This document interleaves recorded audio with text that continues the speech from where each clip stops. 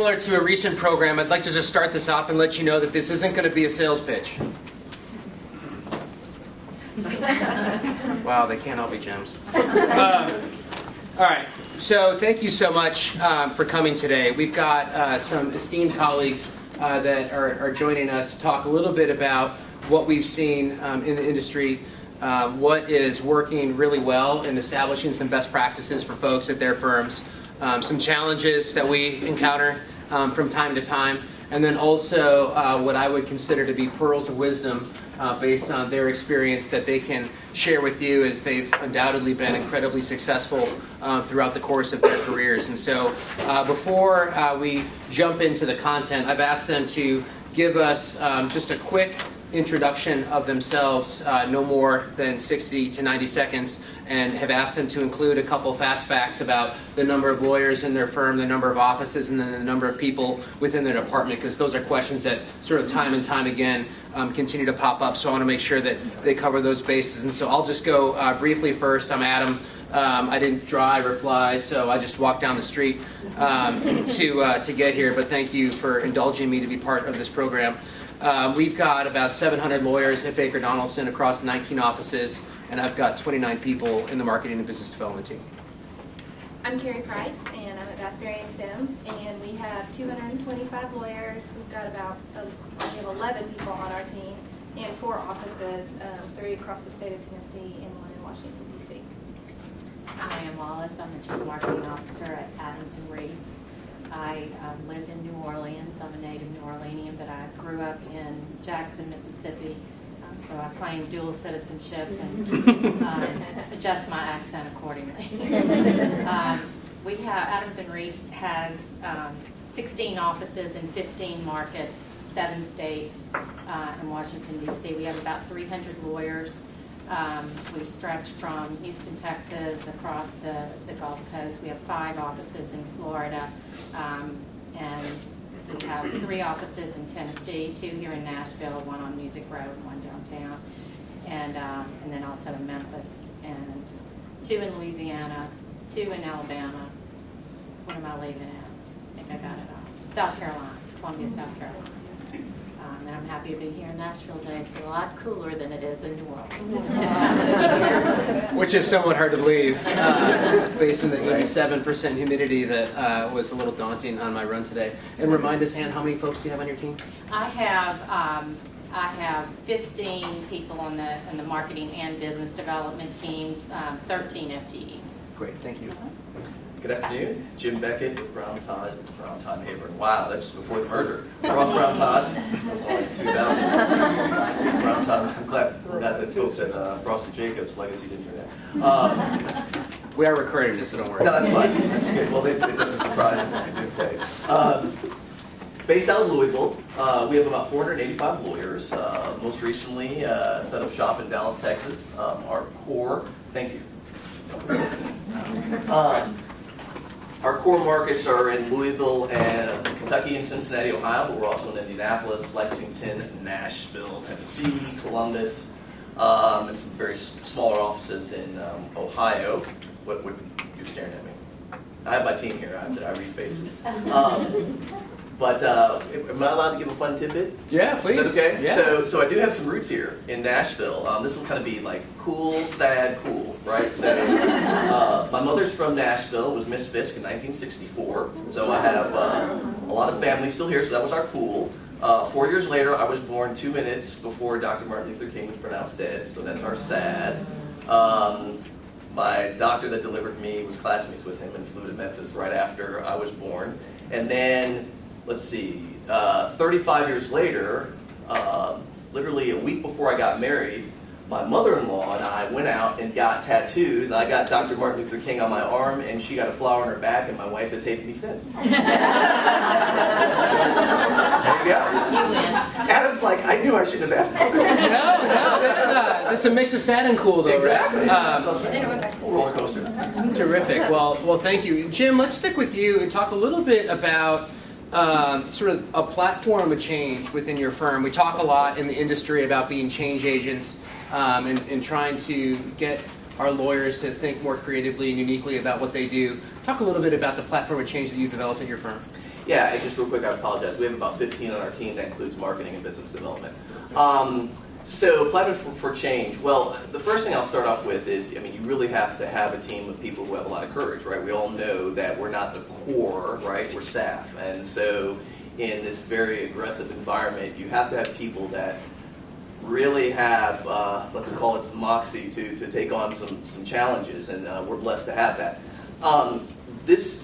The approach we've had has really been around a lot of data, which is something that we at Frost Brown Todd, which I can only speak for, haven't really done a lot of other than kind of individually or practice group driven. So we've taken a look at a lot of our data over years and started with answering the question why. Okay, when you're dealing with people who can be skeptical at times, the feel good is fine for a certain group, but as I learned in my previous career, you have issues with when they get back to their desk, they're like, now how in the world is that going to happen? And so we've really taken an approach of using a lot of data and showing trends and speaking to what's happening in the marketplace and why these changes that we are discussing really need to happen. We've been blessed and had, at least since I've been here the last 4 years, have all been growth for us. But our team really understands that a lot of that's driven by pressing rates and not so much because we're gobbling up market share. And what we're trying to do is head it off before we get to that point where it's not sustainable. So building relationships with key leadership and really encouraging our chairman, who I report to directly, and his 2 lieutenants over the corporate and litigation section, and taking them out of their practice group roles and helping them think more like from a business standpoint. Some of the challenges I faced early on were really focusing on trying to get them to think differently, and they were very focused on the litigation, corporate, labor, and helping them kind of move from that without them really knowing it to look at other issues across our footprint that deal way beyond any specific practice area. And slowly but surely, in seeing some results, we've seen some good traction. So building a good core relationship with them, but using data, and quite frankly, having a team that's comfortable and covering me on this and feeling comfortable with getting a lot of pushback, which is difficult for a lot of us. Sure, good deal. Thank you. And you've been at your firm for some time now, and I think one of the things that everybody is challenged with is gaining trust of either senior leadership or partners. How might you share with the group how you've been able to establish and build trust with the people that you work with? Well, I was fortunate in that I've been at Adams & Reese for 14 years, and my position actually, while we've had a marketing professional position since the mid-90s at Adams & Reese, the CMO position and the managing partner, for that matter, as a firm-wide position, were the results of a strategic planning process. And so the managing partner was new in his role as a full-time managing partner. And one of the things that the consultants at the time told them was, if you are serious about growth and expansion, as the firm, suggested that it was, then it's time to bring in some outside professionals to handle the non-legal aspects of your business. So that is how it started. And actually, at the time, and this was kind of my tidbit that I forgot to include in my introduction, most people are surprised to learn that I came from the gaming industry for 10 years before I went into legal marketing. And before that, before I started in that field, I had never even walked into a casino. So the point of that is that when I was interviewing for the position with Adams & Reese, they had reached out to me, and I thought, well, that sounds very interesting, but I'm not sure they'd even be really interested if they understood, what my background was. It seemed like a big reach. But I got along very well with the managing partner throughout the process and was able to, he was extremely receptive to having someone from outside of legal join the management team at the firm. And, just thought that I could potentially bring in some fresh ideas and, just to accelerate the marketing and business development culture at the firm. And that really was at the top of his priority list. So timing-wise, I was fortunate to join the firm then, and I was also able to negotiate at that point that I would report directly to the managing partner. We do not have a marketing partner or a marketing committee or anything like that, and not that there's anything wrong, in firms that have that, but for me, it definitely helped in terms of credibility and in terms of earning a seat at the table, if you will. I attend all of the executive committee meetings. I meet with the practice group leaders weekly. I'm on the firm's strategic planning committee. But, it sounds as if I, walked into this situation when in fact that doesn't happen. I don't care what your, the role is that you are hired for. You have to earn the trust of the partners and the management team and the leadership team that you work with. And I think the best way to do that is through knowledge. I mean, as common sense as it sounds, I spend a tremendous amount of time.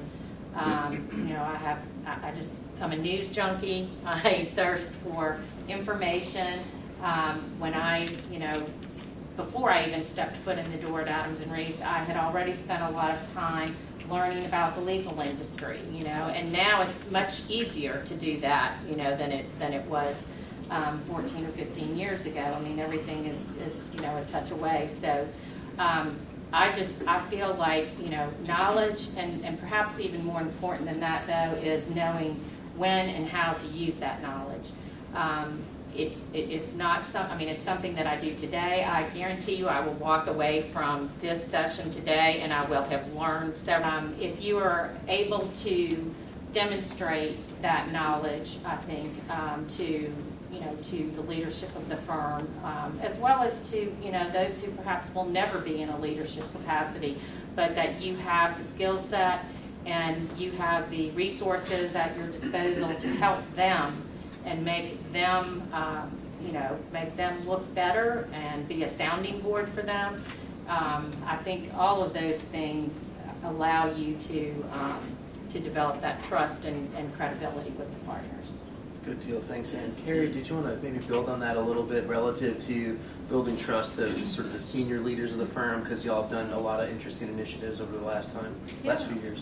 Yeah, I think one of the things that works really well for our firm is that we're pretty much specialized in the department. So with the exception of 4 people who act as more generalists, we have our coordinators and our managing directors that are specific to practice areas. And so we really understand that practice area at a very deep level.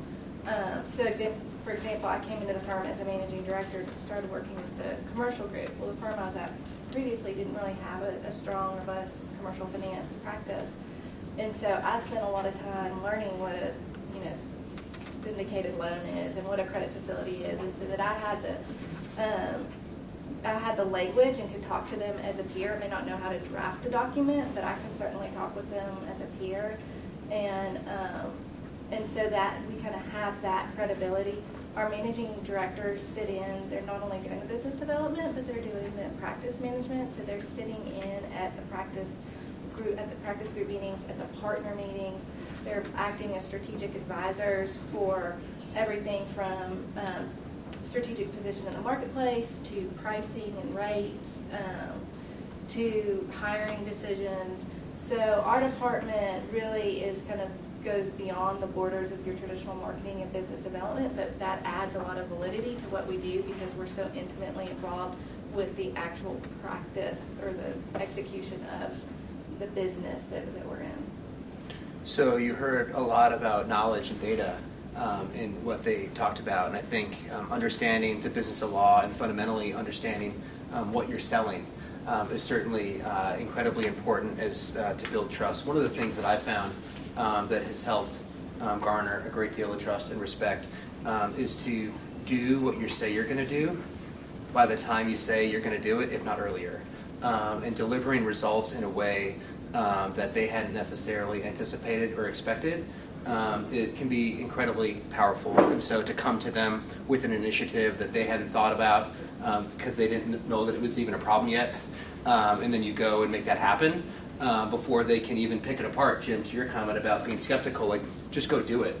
And then show whether it's their new shiny toy or a new aspect of blocking and tackling that that hadn't necessarily occurred to them has, I think, really worked out well. At least I'd like to say for our folks at Baker Donelson. And I would add to that. I mean, that's definitely true on the new initiatives, but that's even holds true to just the everyday project that you're doing. If you take something to an attorney thinking that they are going to help you finish it, you've lost. That point when you walk through the door and it's not done, you have to give them something they can react to, not something that they have to finish for you.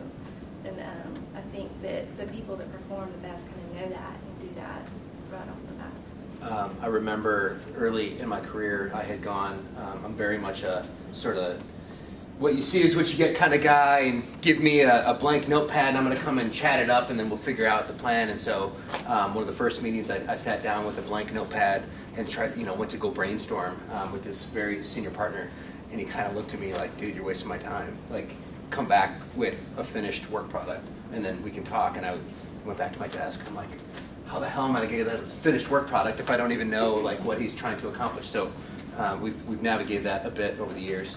One of the things that I think, switching gears a little bit into some of the initiatives that these folks are involved with, keeping the client's voice in the room is something that is incredibly important to any client development and client initiative. And why don't you share a little bit about your client feedback program and sort of how you rolled that out and what's entailed and some of the things that you've learned from that? Happy to.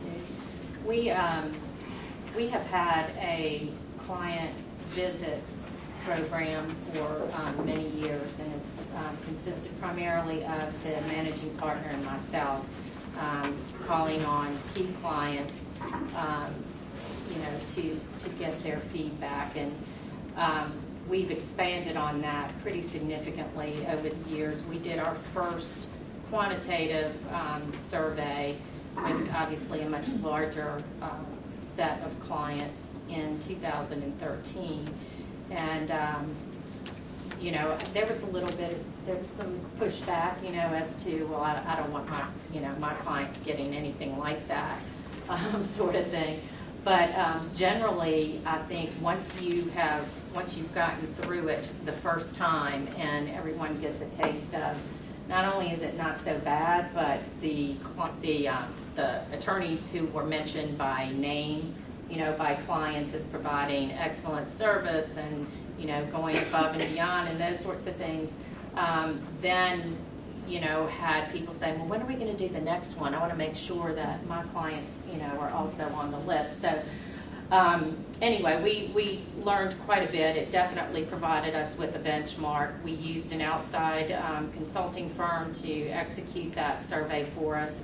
We had a very strong response rate, which was right at about 26%.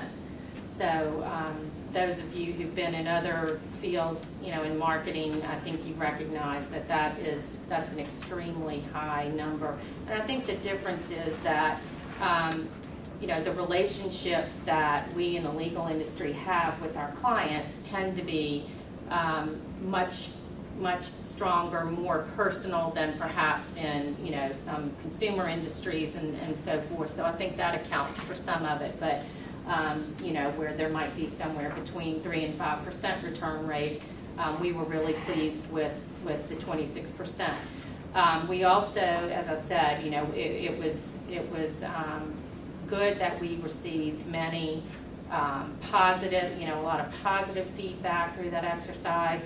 I think more importantly, though, the thing to remember is if you are determined that you are going to survey your clients and you have the buy-in internally to do something like that, the key is you have to be prepared to act on the results, and your clients have to see that you are acting on the results.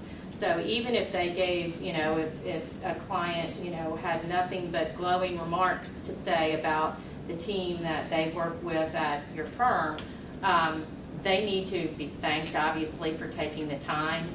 Things that we kind of take for granted or take as common sense. You know, we need to remind lawyers that they've got to provide that information back to their clients so that they understand what the purpose of this was, and you know that the next time they get the survey, they'll be willing, you know, to share that again. And in the cases where there are areas where improvement is needed, obviously, most importantly, they need to be those need to go to the top of the priority list, you know, in terms of follow-up from the survey. But I'll finish with the client visit program. We're at a transition point in our firm right now. We have a brand new managing partner. Our prior managing partner, the one who I mentioned hired me, is now retiring. And so our new managing partner, who happens to be in the Nashville office, Giff Thornton, has just taken the reins. And so we are taking that opportunity to get him out on the road, you know, and meeting clients and introducing himself and so forth. So I think it's a very valuable program. I know more and more firms are doing it now, but I would strongly suggest that if you're not, it's something that you should put on your priority list, because it definitely will pay off for you. Absolutely. Good things happen when you show up. Kerry, tell us a little bit about your client feedback program. Well, we also used a third party to do that. We've had a history of our managing partner going out and talking to clients, and we will continue that. But I think there's benefits to both. There's the benefit of having your managing partner do that and have that face time, because clients really like the top executive to come in there and pay attention to them, which he or she should. What we found with the third party is that the information is really something that we don't think that we would have gotten had it been our managing partner asking those questions. It was very blunt and frank and great, and sometimes not very great. And so it was a tremendous exercise for us to kind of really hold a mirror up to ourselves and think, see what are we doing well? Is it what we think we're doing well, and where are we not doing as good as we thought? The whole kind of genesis of us going on this road of using a third party was a plan we developed called the Client Experience Initiative, where we kind of put together the bones of this 3-year plan to help engender loyalty in our firm. It was just the bones, because what we wanted to do was take what we know in the marketplace. We all go to the events where you have the general counsel panel, and they say things like know my business, be responsive to that, all of that. We all know it. And kind of taking what's out there in the marketplace, what we know is true, and then applying to what we're actually hearing from our clients. And from the research, then we're putting the meat on right now onto that plan. And it's been really rewarding to see our attorneys. We just last week had our executive committee presentation from our practice groups for their annual goals, and for it to become part of the dialogue where we've got business development goals, but without prompting, now they have these client service goals, or they're taking something head on that we found out about our service delivery that might need to be altered. And so it's really becoming part of the culture. I think everybody likes to say we have our clients at the center of all we do, which is true, but this has taken it to another level, which has been really rewarding to see. Thank you. One of the things we're doing less well, it's also incredibly helpful to add a little shock and awe to the program when we can pull quotes from a client feedback interview to say, I didn't even know you guys had a healthcare practice. And when we've got a top 5 healthcare practice in the country and they hear that makes them mad as hell. And then also drives them to do perhaps more things that they wouldn't have been doing before, or to have one of our clients say, we'd love to do more work with Baker Donelson, but we don't know where y'all have offices.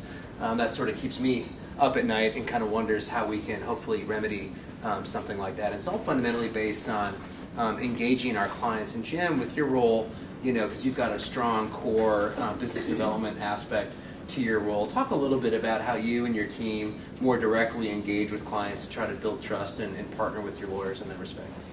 Yeah, we when I first rejoined the firm in 2011, we made client feedback and insights as kind of one of the core pieces. And so all of our directors were really, as part of their annual goals, asked to go out and conduct a lot of these interviews. We said that after every RFP, whether we win or lose, we're going to go back and have some conversations. And while we do a larger electronic feedback annually to our top 1,000 or so, kind of the 20/80 rule, give or take, the opportunity to go and meet with clients and really get into conversations about their thoughts and how they're defining value and what they're getting back has really proven to be very enlightening. I mean, it's kind of things that you kind of know, but when you hear it, and the real trick is in how you follow up with that. So we are shifting a bit because we are taking on what I would call a rather large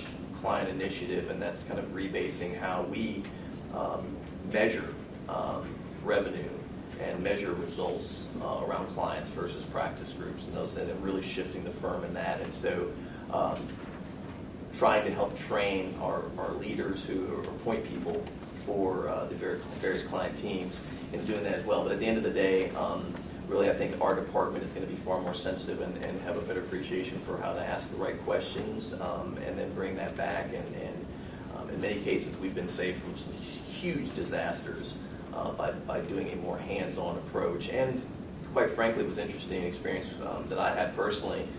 We had lost an RFP opportunity, and this is one of those, and we see these trends happening a little more, where the suppose that you have the GC, and on the other side of the equation, there's a guy that the purchasing. Yes, thank you. Procurement. There we go. Purchasing would have worked out. Procurement vice president, who they split the RFP 50-50. So they both took equal portions. And so we sat down for one day and interviewed a huge company, I mean, many billions over. And it was interesting listening to him saying, we asked for a flat fee and you guys gave us exception after exception after exception after exception.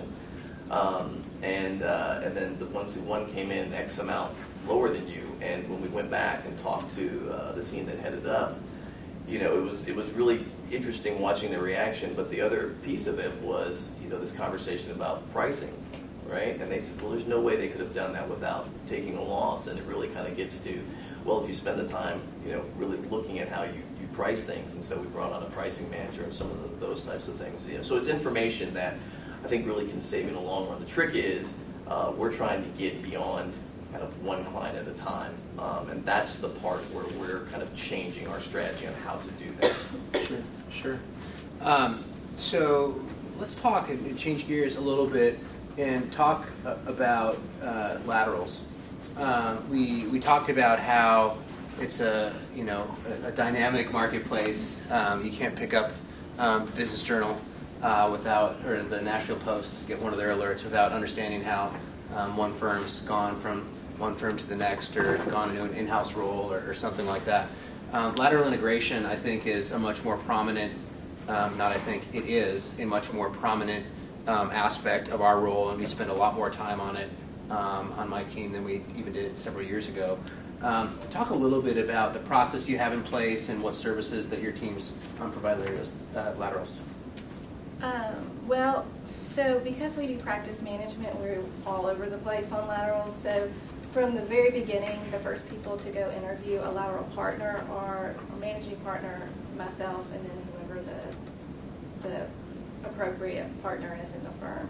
So we're first ones in, and then once they're brought on board, we hand it off to the managing directors, who are doing two things. One, they're doing kind of their practice management hat, where Kimberly's involved in this up to her ears right now, where she's helping onboard the lawyer, bringing their new clients, engagement letters.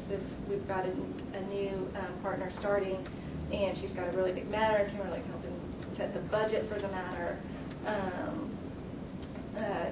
figuring out who's going to staff, who's going to be on the client teams for matters that are already open. So a whole lot on the practice management, and then also the other thing that our managing directors do is they set the business development strategy and kind of the communication strategy. The marketing side, of course, does all of the things you would expect with the business cards, the PR, the bio writing, the press release.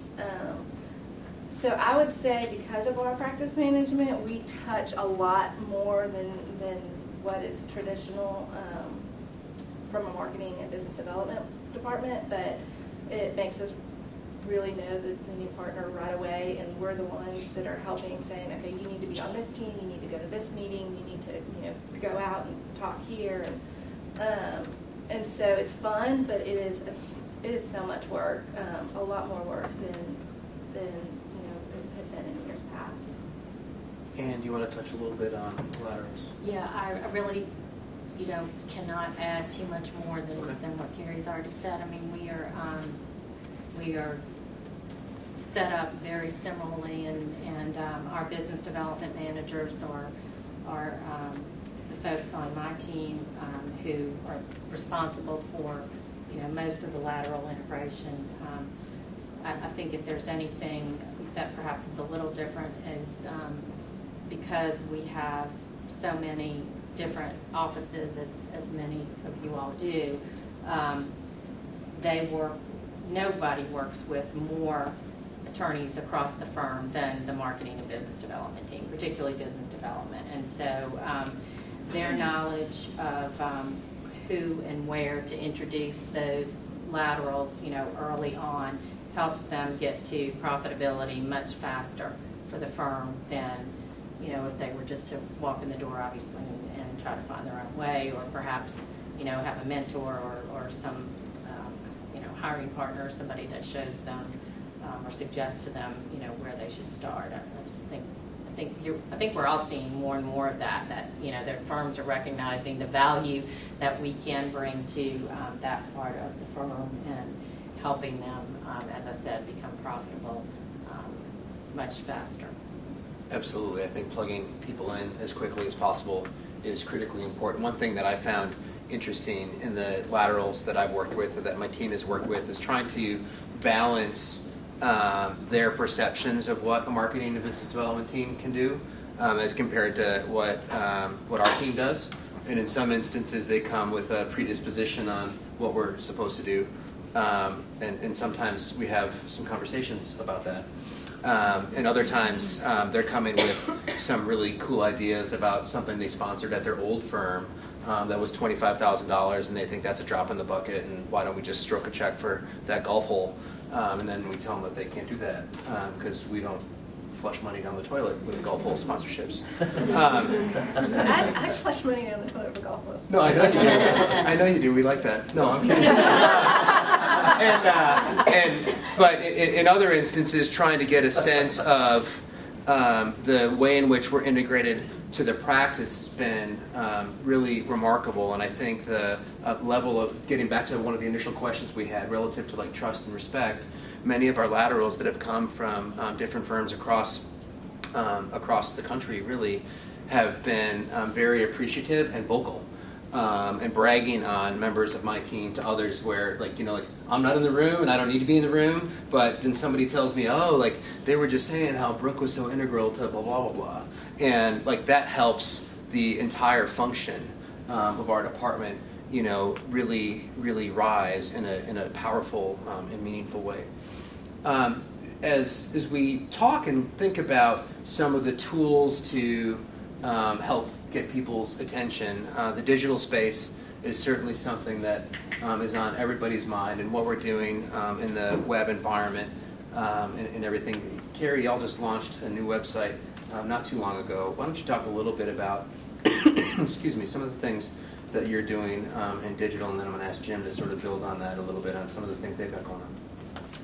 Ashley, what are we doing in digital?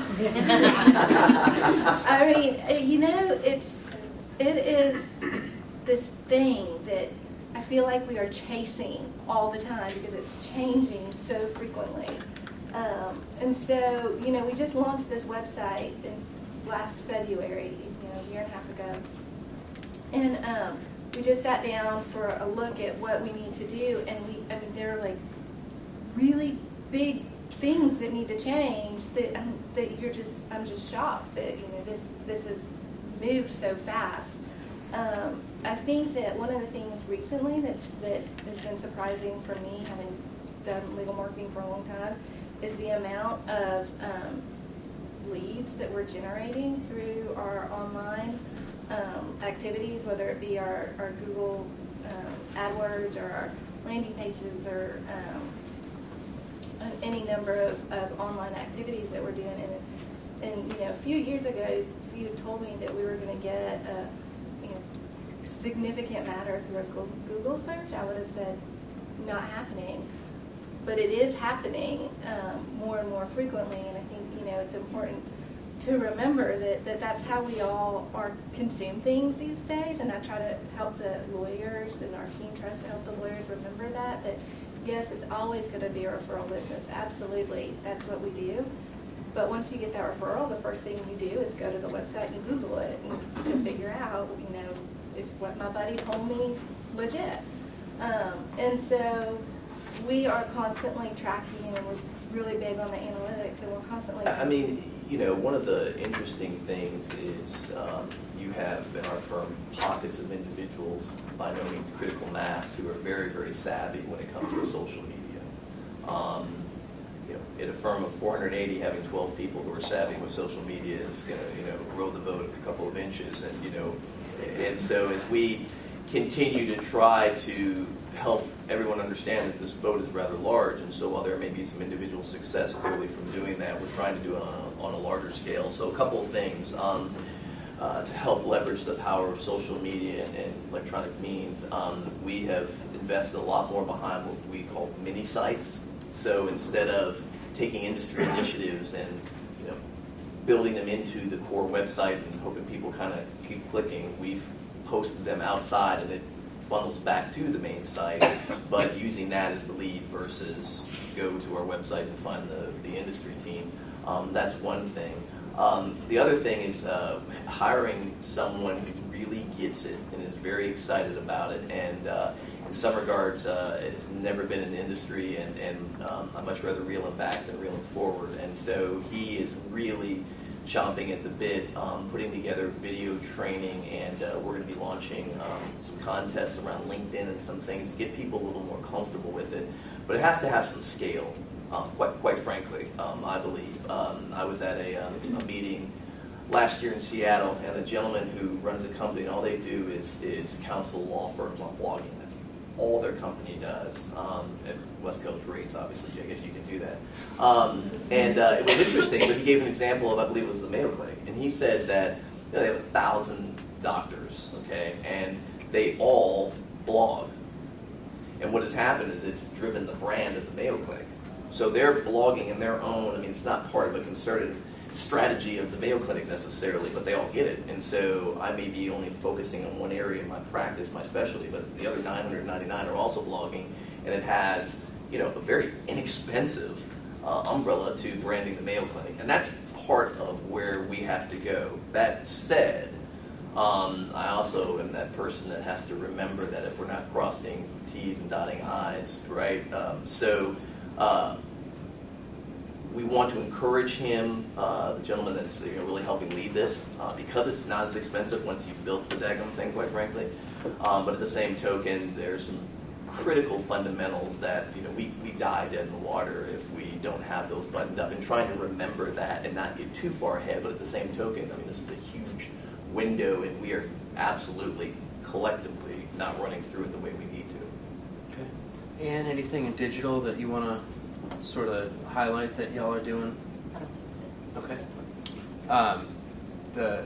One of the big things on our docket this year is to implement a marketing automation tool future. And so some people are light years ahead of us, and other people don't know what marketing automation is. And so we're sort of in the middle, I think, in that regard, but trying to keep up a fair bit with an integrated approach to our newsletters and invites, and so that then automatically makes the changes within our CRM the way that we'd like it to. Jim alluded to it earlier, and Dan and Kerry touched on results and measuring. So let's talk a little bit about metrics and return on investment. And why don't you share with us a little bit about what are y'all measuring at Adams and Reese, and then based on what you're measuring, how are you going about sort of sharing that news and helping inform your decisions? I'm going to tie in our coaching program to this, because I think it's a good example of, a whole initiative and not forgetting the most important thing, which is the metrics that go along with it. A couple of years ago, we engaged Legal Biz Dev. We went through an RFP process, but some of you may know Jim Hassett. And our goal was, again, kind of tied with our firm's strategic expansion plans. We wanted to make sure that business development continued to be at the forefront, that lateral integration, whether it's an individual or an entire office, continued to be at the forefront of everyone's minds, and that we were taking advantage of all those opportunities out there that come along with that. And we felt like there were partners. There are always partners. There are always associates at all levels of their career who have a gold mine of contacts and opportunities and so forth at their fingertips, but don't realize it, or perhaps don't know how to take advantage of that. So that was what we set out to accomplish. We engaged Jim, and by the way, I have copies of the white paper that Jim Hassett wrote on our program available if anybody would like a copy. Leslie has them there, so feel free to take one. But it goes into all the details, so I'll spare you all that now. But just to tell you that what they felt, they being Legal Biz Dev, was the reason for our success with this program as compared to other firms that they had met with, was that there was ownership, obviously, at the highest level of the firm, but there was accountability built into it, and that we stuck to that. We didn't just, tag that component on at the beginning. We constantly measured the results and constantly reported the results and throughout the program, and so everyone recognized that that was going to be happening, and again, kind of held them accountable. But the essentials of the program were, for starters, it wasn't just a sign up if you'd like to do this kind of approach. Management, the executive committee, the practice group leaders, and the BD team were the ones who suggested, the universe of people that go through this. Each person then that was on the short list had a 1 hour commitment call, if you will, with the managing partner and myself, to make sure that they were going to be willing to put in the time that was required. The firm was going to make this investment in them, and we wanted their assurance that they would, because this wasn't so subtract 6 hours a week off of your billable hours goals. I mean, this is in addition to, what they already had on their plates. Anyway, so once the group was selected, and by the way, we did 52, I think, attorneys. It's not something that we set out to train everybody in the firm on. Everybody didn't need it, but the people who we felt this would be, highest and best use of their time right now and pay off in the long run were those that we selected. So they spent 8 calls. There was one introductory call for everyone, and then over the course of the next 4 or 5, some cases 6 months, they had 8 calls with a professional coach. They, in between had things that they were expected to accomplish. There were call reports that were circulated. I mean, in terms of things we tracked what we call advances, and that could have been anything from a phone call, an email, a lunch meeting, whatever. But we had advances, and we also had hours spent strictly on business development. So those things were reported regularly, as I said earlier, to management, and just kept in check. And then we fortunately were also able to track new matters. We had some successes early on that we didn't anticipate, and so once that news spreads, you get the success stories out there in the in circulation, and then everybody else wants to participate as well. So we had, as I said, we had 52 attorneys that went through the program. The average person finished in about 5 months, but at the end we had a transition call with the professional coach and one of our business development managers that was going to be assigned to them. So we spent another 6 months having an internal coach continue to work with them, making sure that the habits, the behavior modification, that they were introduced to with the professional coach continued. And then we're continuing to track, not only the revenue that's coming in from those matters, which certainly has paid for the program, many times over, but also continuing to track the hours, the advances, and the new leads and so forth, and continuing to report that to the executive committee and firm management. So I'm happy to answer any questions about it, and as I said, the white paper goes into a little more detail if you are interested. Well, that's terrific. Thank you. Jim, talk a little bit about what y'all are measuring in Frost Brown Todd. Yeah, so my philosophy has been a little different around measuring kind of specific things we're investing behind from a marketing standpoint. When I came in, we were spending a lot of money still in the advertising space, and fortunately, our chairman has always felt like this was an area we needed to peel back on. So we cut that almost to nothing, which has caused me to have a few wounds, but I'm good with it. What we've been doing, though, is focusing a little bit more on what I would call kind of the team component of what kind of information are we getting from the client to help us then determine what we need to be building to drive value back to them. And then we'll be in a position to measure, because my concern is, with some of the things we're spending money around, and listen, we push back on a lot of things that clearly jump out as, this is not a great move. At the end of the day, they own the business, so we lose many of those, but we do a pretty good job. We're really focusing on things that are going to help us around what I would call real value adds. I want to make sure that our lawyers, especially those who are charged with leading the teams, really understand kind of how the model needs to work, so that when we are writing checks, we feel pretty good that it's going to resonate with the clients.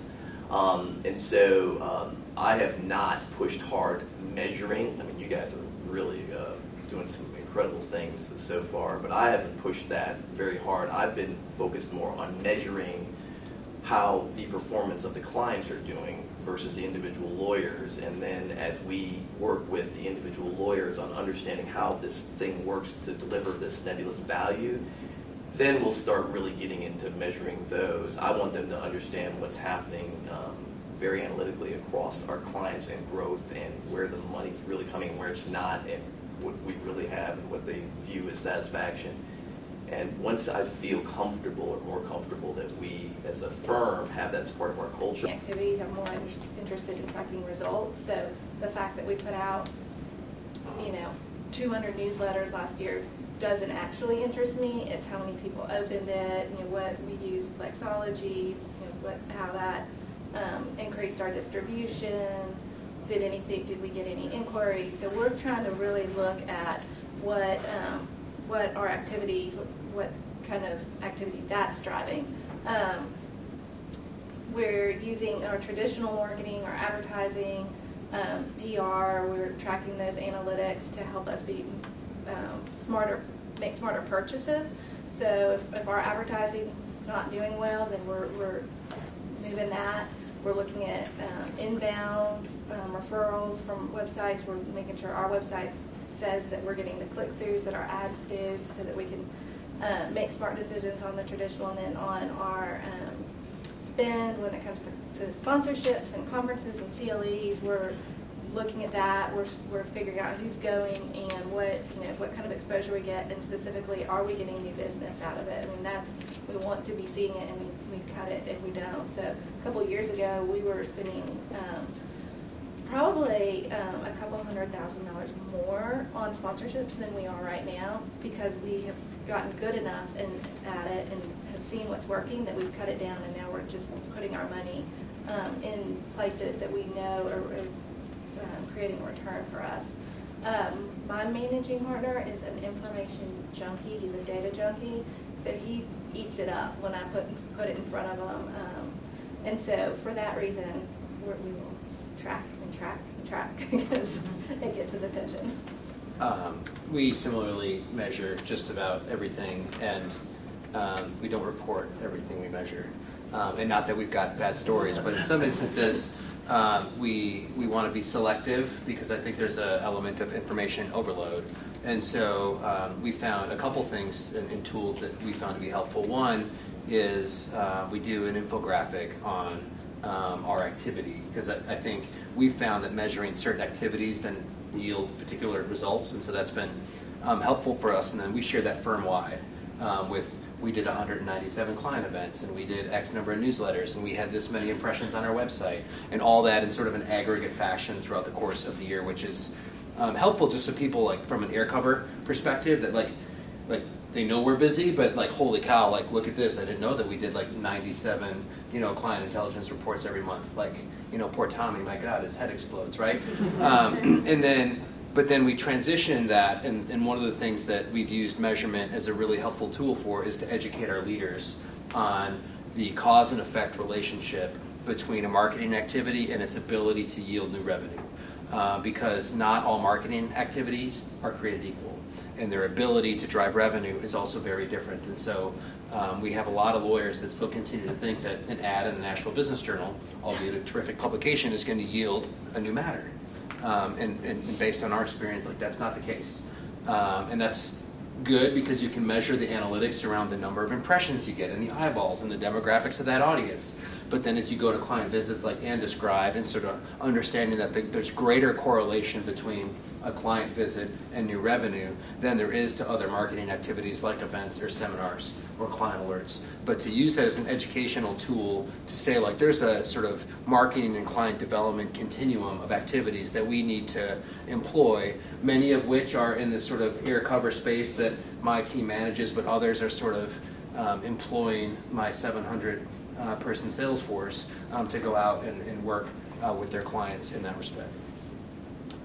We've got a few minutes left, and I want to just talk a little bit about some nuggets for some of the folks that perhaps haven't been doing this as in such a tenured way as you. I wouldn't want to say number of years, but you're certainly all incredibly accomplished.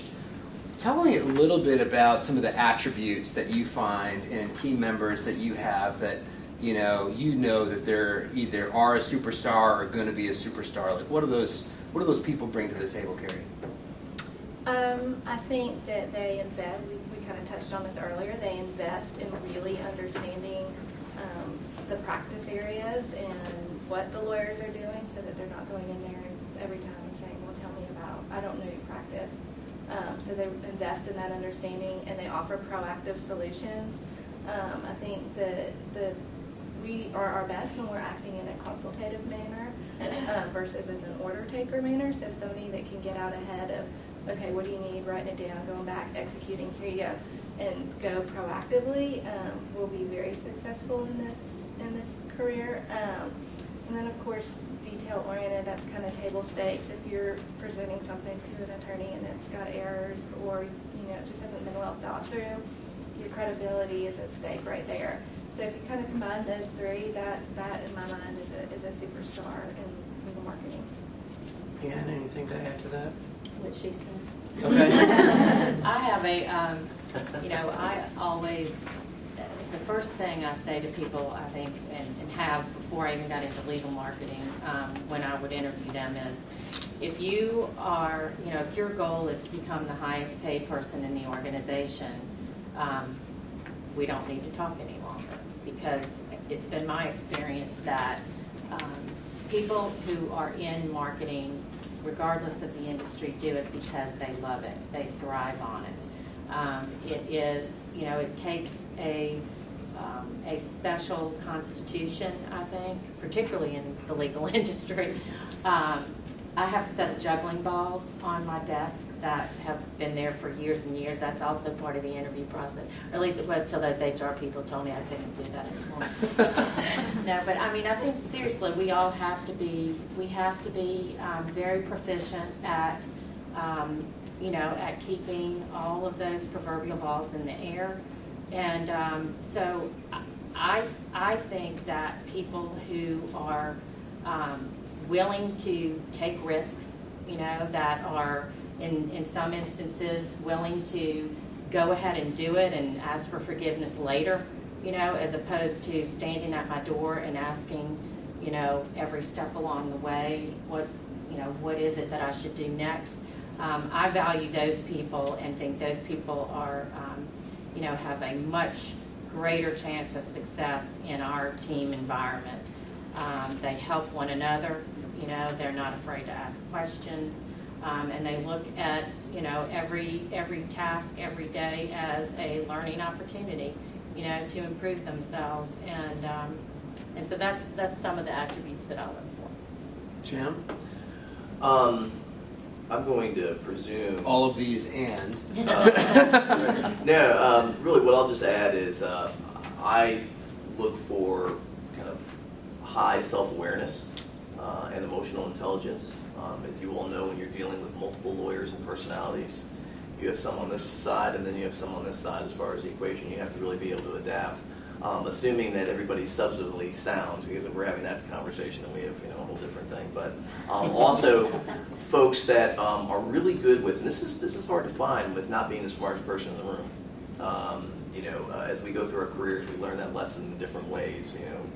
For those of us managing teams, you're the only reason why you're able to be successful is because you don't think you're the smartest person in the room. You surround yourself with other very, very bright folks. And so I always look for people who I believe are not just incredibly smart and savvy, but that have the ability to surround themselves with people with very different backgrounds and very different thought processes to help us build a better product. And then the last thing I'll say, because I'm a little more on the vision drive, flip everything on its head and worry about things later. So I have to complement that with a whole lot of other people that are far better grounded. But we also have to remember that as much as Jim wants, like talking third person myself, as much as I want to push us this way, we've got to, as I mentioned, cross those T's and dot those I's. I had an HR person tell me once that innovation comes second, first is making payroll, and it really hit me like, wow, that's exactly right. So every once in a while I need a few people to kick me to remind me of that, but that's the kind of folks that we're looking for in our team. We've done a fairly good job of getting that kind of team thus far, I would say. Adam likes Jim's response. It's fun, isn't it? Yeah, absolutely, absolutely. I would just add one piece, and a couple of folks alluded to it, is to be inquisitive. This is such an incredibly interesting and complex field that you will never, ever have all the answers. And you won't ever know how it all works together. But the more you try to figure that out and ask questions of the people around you, ask questions of me, ask questions of the lawyers that you work with, ask questions of your colleagues to get a truer understanding of what we do as a business, as the business of law, as a practice of law, and then ultimately what our clients do and then how they hire us, I think is something that we don't spend enough time on as a profession. And so during the breakfast briefing, we were just wondering if there was going to be enough bagels left. And so we need to juggle that and understand, like, us understanding what an FLSA class action is and how that comes to be and what the financial significance of that to our clients is, and then ultimately how our lawyers can position themselves for that is what makes you long-term incredibly valuable in this business. So we're going to have just a parting comment from each of our panelists as we may have some room for time after that, but if you could impart one final thought to our fine colleagues in the room, what would that be? Let's go in reverse order and start with Jim and work our way down here. I would say think different. Steve Jobs has a great commercial he did in 1997, and I think for our profession, we are a group that has not done the greatest job of that versus our clients. So I would encourage each of you all to think different. It's differently, I know, but think different. I think mine would be to find your champion or your advocate within the firm, and you don't have to, put all your trust in one single person. Typically, the people who are in leadership positions are there because they have, they are not just proficient, but probably the best business developers in the firm. That doesn't mean, though, that they don't recognize your value, even if they may not avail themselves of all the resources you have. They're in a position to to promote all of us and what we do, and and to give us that credibility that we've all been talking about up here. And the only other thing I would say about that is, don't just look though at the at the top tier of the lawyers in your firm. Pay attention to others, because you never know who's going to end up where. And in particular, look at the younger, the senior associates and the younger partners, because they will likely be in those leadership positions, while you are still in the firm, assuming you stay with the firm where you are. And so you have the ability to listen to them, to help them, to promote them, whether it's internally or externally, and they are going to remember that down the road, when they are in a position of influence, and can help you, with the goals or the resources or whatever you perhaps need in your role. Well, I really have two thoughts. The first one is, I'm glad that Adam is my friend and that I could use his jacket this afternoon to keep modest over here. And apart from myself, I think there's a truth out there that I think about a lot, and it's that we judge ourselves by our intentions and others judge us by our actions, and I think about that pretty much daily. Terrific. Well, thank you to our fine panelists. I think we've got a couple minutes for a question or two from the audience. And before we get to the questions, I'd be remiss if I didn't acknowledge the LMA Southeastern Chapter president, who is in our midst, Brooke Redmond, who is visiting us from Birmingham and will be at the podium at the regional conference in Atlanta. But if you want to learn more about the chapter broadly, aside from the city group, please make a point to say hello to Brooke. So questions? Look at these smart people. I mean, come on. I have a question. What are your thoughts on using like sports tickets and concert tickets and the value they have for client development? We don't have enough time to answer that question. No, I won't say that we don't use those things, but we are out of the suite business. We don't, we don't do that. We many years ago started investing more and more of our marketing resources in things that promote face-to-face interaction with clients, and less on institutional marketing, but that didn't take the course of sports tickets or that sort of thing. It took the course more